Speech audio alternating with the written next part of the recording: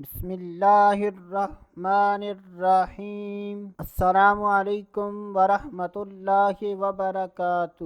آج کی اس ویڈیو میں بات کریں گے خواب میں راکھ دیکھنا کیسا۔ تو اس کی مختلف صورتیں ہیں۔ حضرت سیدنا ابن سیرین رحمۃ اللہ تعالی علیہ نے ارشاد فرمایا کہ اگر کوئی شخص خواب میں راکھ دیکھتا ہے تو یہ اس بات کی دلیل ہے کہ ایسے آدمی کو بادشاہ کی طرف سے ایسا مال ملے گا جو کہ باطل ہوگا۔ بعض اہل تعبیر بیان فرماتے ہیں کہ اگر کوئی شخص خواب میں راکھ دیکھتا ہے تو یہ اس بات کی دلیل ہے کہ ایسا آدمی ایسا علم حاصل کرے گا کہ جس میں خیر و منفعت نہیں ہوگی۔ حضرت سیدنا امام جعفر صادق رحمۃ اللہ تعالی علیہ نے ارشاد فرمایا کہ خواب میں راکھ دیکھنے کی